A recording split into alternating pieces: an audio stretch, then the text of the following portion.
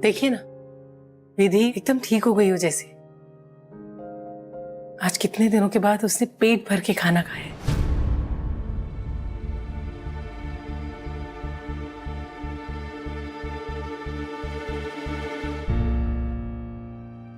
पता नहीं क्या हो गया इन्हें, आजकल मेरी बात सुनते ही नहीं है। कुछ भी बोलो तो जैसे कान में हवा बह रही हो।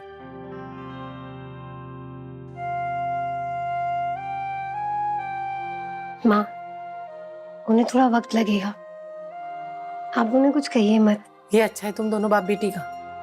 तुम्हारी तरफदारी करो तो तुम उनकी तरफदारी करती हो। तुम दोनों बाप बेटी लड़ो और तुम दोनों के बीच में मैं फंस जाती हूँ। ऐसा नहीं है माँ, वो बस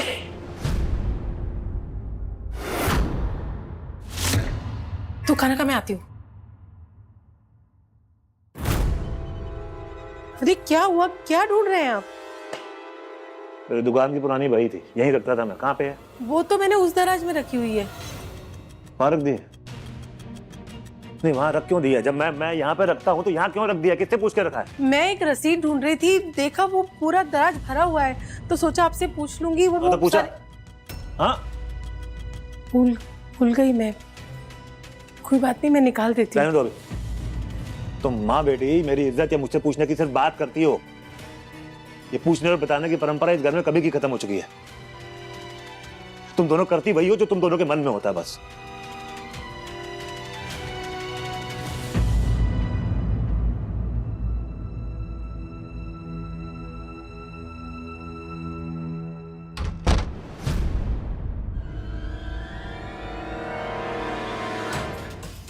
दरवाजा खोलिए ना, सो गए क्या? दरवाजा खोलिए ना। पापा, पापा प्लीज दरवाजा खोलिए। ये क्या बचपना है, दरवाजा क्यों नहीं खोल रहे थे आप? और दवाई भी नहीं ली होगी आपने। क्या करूंगा दवाई लेके? 4 दिन पहले मर जाऊंगा, अच्छा ही है ना? मेरी चिंता से मुक्त हो गई हो तुम।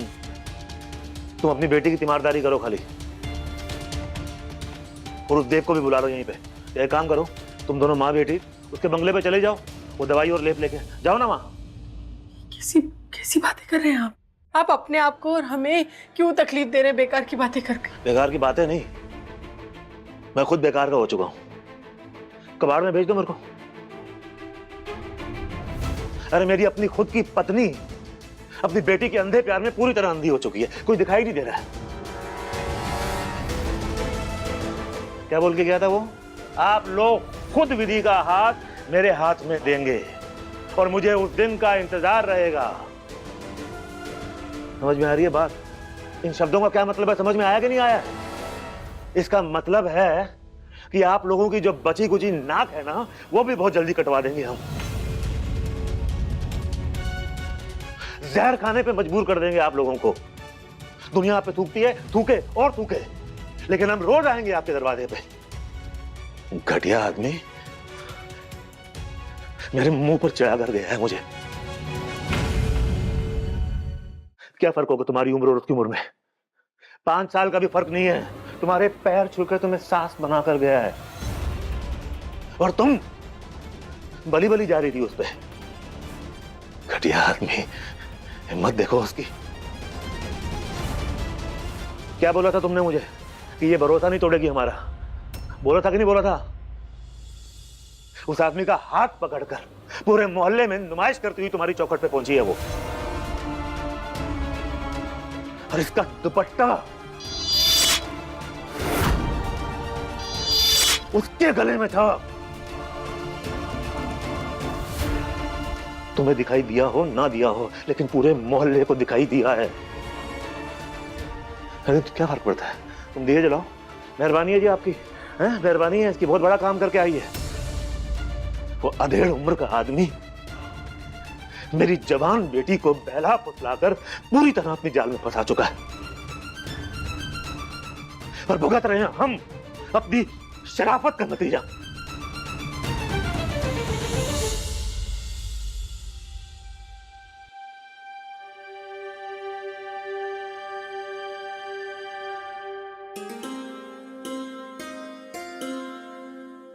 डॉक्टर ने कहा है जब जख्म होता है तो बुखार भी आ सकता है।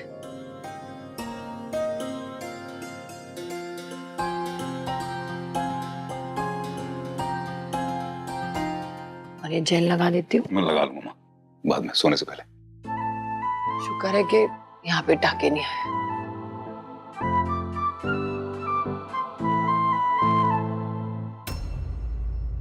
माँ,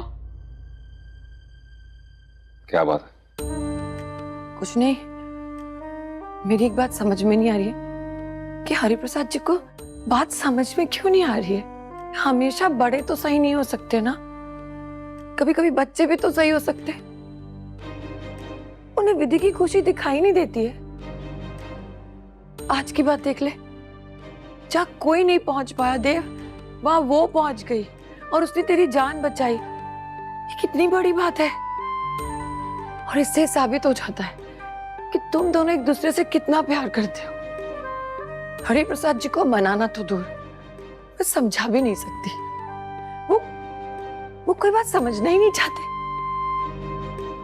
तुझे एक मौका तो मिलना चाहिए ना। ये तो गलत है। पापा, पापा उन्हें बहुत चोट आई थी। वो बहुत बड़ा एक्सीडेंट था। पापा आप वहां होते ना तो आपका दिल दहल जाता। दहला था जब तेरा दुपट्टा उसके गले में देखा था ना, तो बहुत दहला था मेरा दिल। क्या बोला था, कैसे मिला वो? देवराय चंद, इतना बड़ा आदमी जिसे ढूंढने के लिए पूरी फौज लगी हुई है, घोड़ा गाड़ी लेकर, वो किसी को नहीं मिलता, तेरे को मिल जाता है। क्या बेवकूफ समझा हुआ मुझे? बेटा बूढ़ा हो रहा हूं मैं, पर अभी सठियाया नहीं हूं। टाइम है सठियाने में। मैं तेरे से बात ही क्यों कर रहा हूं? मुझे तेरे से बात ही नहीं करनी है। कान खोलकर सुन लो तुम दोनों, मेरे जीते जी विधि का रिश्ता देवराय चंद से नहीं होगा।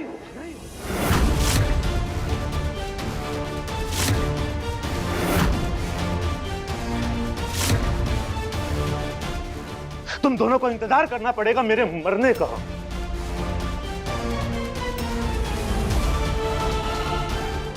और इतना बेवकूफ नहीं हूं मैं कि उसके बुढ़ापे की लाठी बनने दूं अपनी बच्ची को।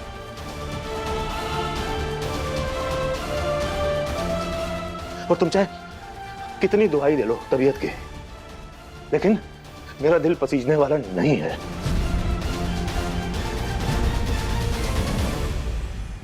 नहीं फर्क पड़ता मुझे कि विधि खुश होती है उसे देखकर या उसे बचाकर। बार बार नए नए पैंतरे अपनाकर हम पर दबाव डालना चाहता है। मर जाऊंगा मैं, लेकिन अपनी बच्ची का हाथ उसके हाथ में नहीं दूंगा। मैं नहीं दूंगा। कान खोलकर सुन लो तुम लोग।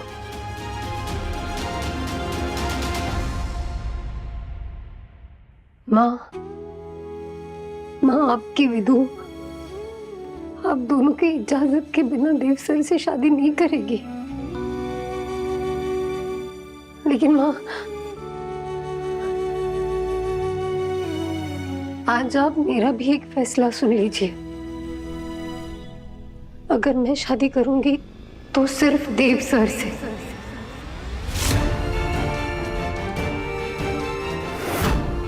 वरना जिंदगी भर अकेली रहूंगी।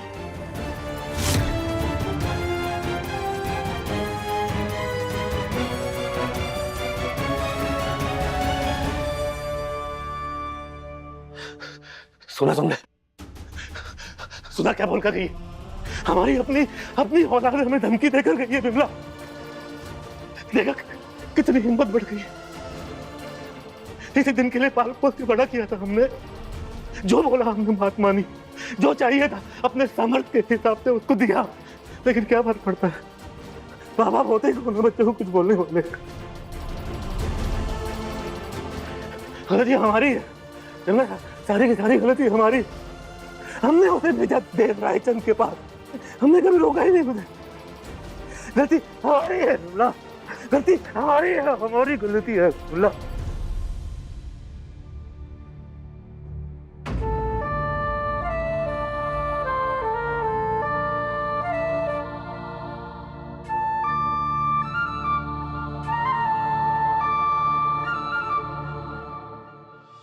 बैठी। आप मेरी माँ हैं, तो जाहिर सी बात है आप मेरी और मेरी खुशी का पॉइंट ऑफ व्यू देखेंगी ना। माँ हरिप्रसाद जी का भी तो अपना पॉइंट ऑफ व्यू है ना। उनका जिंदगी का एक अपना नजरिया है, वो एक दिन में तो बदल नहीं सकता ना। माँ विधि ने जो आज किया है उससे साबित हो जाता था वो कितना प्यार करती है मुझसे। ये प्यार वाली बात है, ये हरिप्रसाद जी को कैसे समझ आएगी? वो तो यही समझेंगे ना कि उसने बगावत की है। माँ हमें ये नहीं भूलना है कि विधि उनके लिए अभी भी एक बच्ची है और हमेशा रहेगी। मैंने बस विधि को इतना बोला है कि बस सब्र रखे, वक्त के साथ सब ठीक हो जाएगा। माँ इस एक्सीडेंट ने विधि और मेरे प्यार को और भी मजबूत कर दिया। आप देखना एक दिन ऐसा आएगा जिस दिन सब हमारे इस प्यार को मानेंगे। मुझे तेरे यकीन पे यकीन है, एक दिन तू और विधि जरूर एक दूसरे के साथ होंगे, और वो दिन रायचंद के लिए दिवाली का दिन होगा। यस।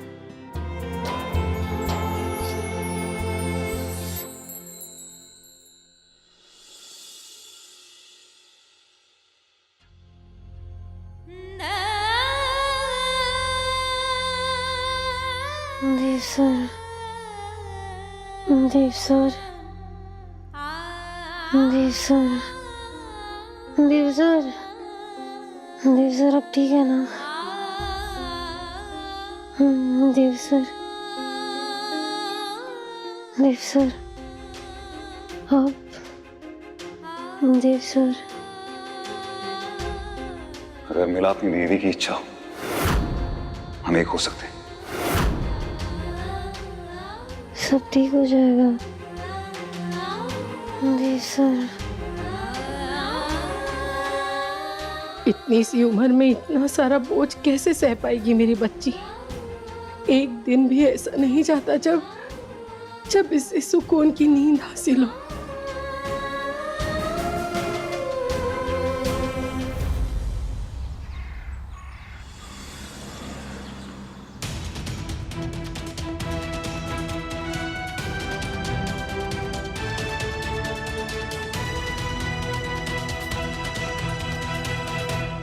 उसने हमें छोड़कर उस देव रायचंद को चुन लिया है।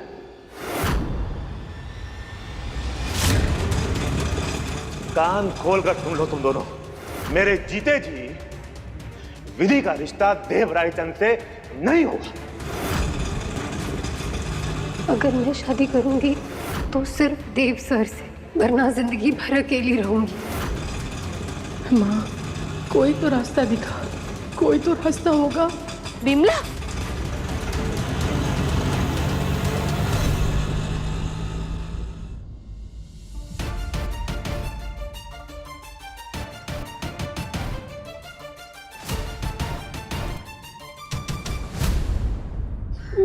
ध्यान कहाँ था तेरा? क्या? चल तू मेरे साथ चल। नहीं, मुझे ना घर जाना है, बहुत सारा काम बाकी है। काम होता रहेगा, तो मेरे साथ चल। चल आजा।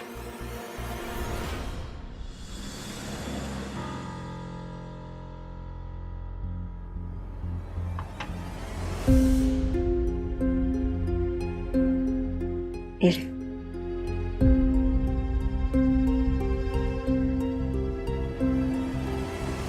तू अपनी चाय में चीनी नहीं लेगी? अब मैं फीकी चाय पीती हूँ। बॉर्डर लाइन पर जो शुगर है, उन्होंने कसम खिला दी है, तब से शक्कर खाना बंद। अब क्या करें? प्रताप जी की तबीयत कैसी है? वही तो, एकदम मस्त, बिल्कुल फिट। पता है, साल भर में एक बार भी उनको जुकाम नहीं हुआ है। सुबह 2 घंटे वॉक के लिए जाते हैं, उसके बाद योगा के लिए। हर मुझे देखो, दुनिया भर की बीमारियां हो रखी है। कौन कहेगा कि वो मुझसे उम्र में इतने साल बड़े हैं? समाज वालों ने ताने मार मार के मेरे कान पका दिए। इतनी बड़ी उम्र के आदमी से शादी कर रही है, दिक्कत हो जाएगी, बस उनकी सेवा ही करती रह जाएगी। लेकिन कमबख्त ये बीमारी पहले मुझे हुई। बीमारी थोड़ी उम्र देख के आती है। तो खुश है ना? बहुत। अरे चाय पीना, ठंडी हो जाएगी। वैसे इस बात का अंदाजा मुझे और प्रताप जी को पहले से ही था। तेरी चिंता बिल्कुल सही है और हरि भाई साहब को झटका लगा, मैं समझ सकती हूँ। लेकिन अब उन्हें देव जी को एक रिश्ते की तरह देखना चाहिए। सिर्फ उम्र की वजह से इस रिश्ते को इनकार करना सही नहीं है। अब हमें देखो, हम दोनों के बीच उम्र का इतना फासला है, लेकिन हमारे रिश्ते में कोई कड़वाहट नहीं, कोई तकलीफ नहीं है, किसी भी बात की कोई कमी नहीं, हम खुश हैं। देखो विमला, तुम विधि के बारे में सोचो। वो बच्ची जान छिड़कती है तुम दोनों पर, उसकी बात भी नहीं सुनी जाएगी। मैं क्या करूं, मुझे कुछ समझ में ही नहीं आ रहा है। मैं अपने पति अपनी बच्ची दोनों को देख रही हूं। विधि ने तो कह दिया है कि वो जिंदगी भर शादी नहीं करेगी, और ये है कि कसम खाकर बैठेगी। विमला, बस इतनी बात याद रखना, देव जी इतने संस्कारी है कि तेरे बेटी को तेरे घर के दरवाजे तक छोड़ के गए। ये उनकी शराफत है। और तेरी बेटी विधि तुझे पूछकर घर के बाहर गई, ये उसकी मासूमियत है। दोनों की अच्छाई को इतना मत आजमा कि दोनों हार जाए। मतलब उन दोनों ने अभी तक तो कुछ भी नहीं किया, लेकिन वो दोनों बालिग हैं। अगर वो दोनों शादी करके वरमाला पहन कर आ गए तो, या फिर सोच कभी लौटे ही नहीं तो क्या कर लोगे तुम दोनों? ऐसा कुछ मत करना विमला जो विधि तेरा लिहाज छोड़ दे। तू माँ है, अपनी बेटी की खुशी के बारे में तू नहीं सोचेगी तो और कौन सोचेगा? हरि भाई साहब गुस्से में अंधे हुए हैं, लेकिन तू तो देख सकती है ना। तो देख और सोचकर फैसला ले, तेरी बेटी की जिंदगी का सवाल है।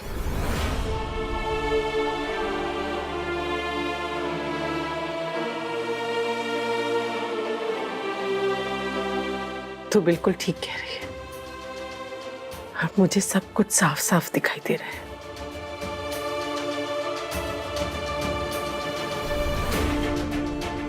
अपना ख्याल रखना।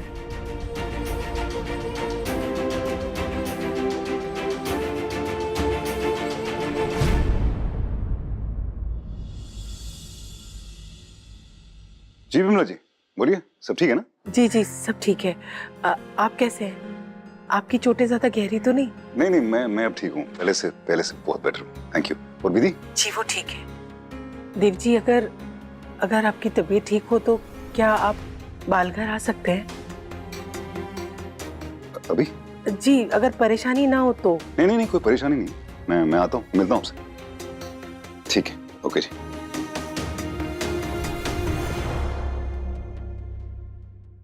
देव,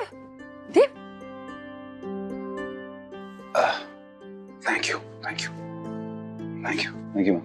कहाँ रहा है? डॉक्टर ने तुझे आराम करने के लिए कहा है। माँ, बिमला जी का फोन आया था, वो परेशान साउंड कर रही थी, मिलने के लिए बोल रही।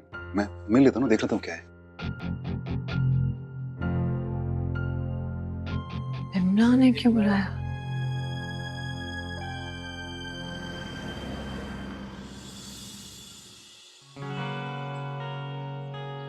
देव जी। बिमला जी, नमस्ते। माफ कीजिएगा, ऐसे एक्सीडेंट के बाद भी मैंने आपको यहाँ बुलाया। मैं आपके घर नहीं आ सकती थी ना, तो। इट्स ओके, कोई बात नहीं, प्रॉब्लम नहीं कोई। बोलिए ना, सब ठीक है? वो मुझे समझ में नहीं आ रहा है कि जो बात मैं कहना चाहती हूँ वो कैसे कहूँ। पर मेरी बेटी के भविष्य का सवाल है और फैसला मुझे लेना है, तो आपको जो कुछ कहना आप बेझिझक कहिए। आप जो कहेंगे मैं करूंगा, और अगर ऐसा करने से विधि का भविष्य संवर्धन तो मैं जरूर करूंगा। तो आप विधि के लिए कुछ भी करेंगे? कुछ भी। और अगर आपको लगता है कि हम दोनों को अलग हो जाना चाहिए तो मैं वो भी करने को तैयार हूं। आप कह के तो देखिए। एक माँ होने के नाते मैंने ये फैसला लिया है। आप विधि को लेके यहाँ से दूर चले जाइए। कर लीजिए उससे शादी।